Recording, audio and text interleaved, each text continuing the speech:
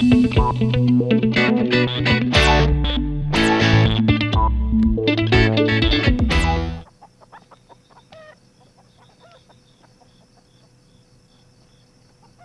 Paeng? Oh, magandang gabi sa'yo, Lucy.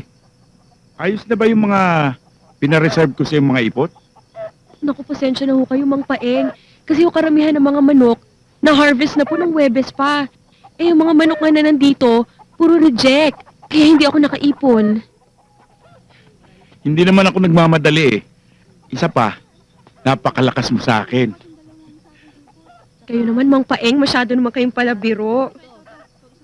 Ito, kung gusto mo, ibibigay ko na sa iyo yung advance ko para sa susunod na order. Talaga ho, Mang Paeng? Naku, kailangan nga ho namin ng pera eh. Ito, isang buwan yan ha.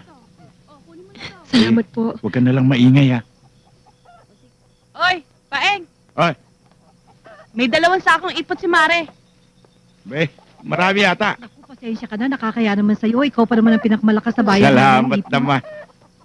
Pasensya ka na, Maring Yoli. Sos, wala yun. Oh, kayo dyan. Bilisan ninyo. Ipapalagay ko na Oh, doon. nandyan ako. Okay. Ito na nga ho eh. Hindi pa naghihintay yung Lucy. tao. Oh, sige Sige. na. Bilisan nyo.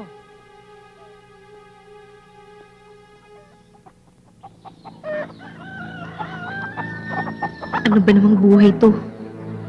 Ganito na lang bang magiging saysay ko sa habang panahon? Nagingit-ngit na ang damdamin ko. Ayoko dumating ang panahon ng pati ang mundo'y kasuklaman ko. Pagod na ang utak ko sa pag-aaral at kung saan kukuha ng pangtustos dito. Sa pagtatrabaho kay Mr. C na halos lumuwa ang mata sa pagnanasa sa akin. Takot ang umiiral sa akin dahil sa tuwing lalapit siya, alam kong nakaamba ang panganib. Kaawa-awa kong ina. Hapis na ang pisngi sa kaiintindi sa aming magkakapatid. Alam kong hindi na niya kaya pero pinipilit lang niya. Ang mga kapatid kong hindi ko man lang mapagbigyan ng mga kahilingan. Alam kong nasasaktan din sila sa katayuan namin. Kahit mura pa ang kanilang mga isipan. Bahong-baho na ako sa lugar na ito. Putol-putol na ang aking mga kukunan. Siniksikan pa ng mga nakakadiring ipot ng manok. Ayoko na. Hindi ko na kayang linukan pa ang ganito. Hindi baling ako na lang ang maghirap. Huwag ko lang makitang pati pamilya ko'y magutom at gumapang.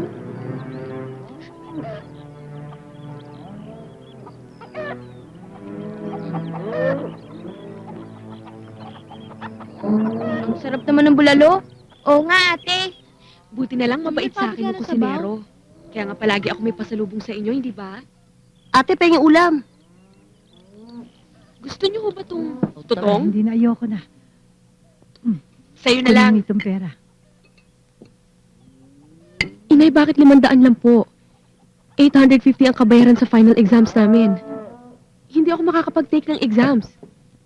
Ano ka ba naman, Lucy? Hanggang ngayon ba naman hindi mo pa naiintindihan ang kalagayan natin? Heto ka't masakit na itong bato ko.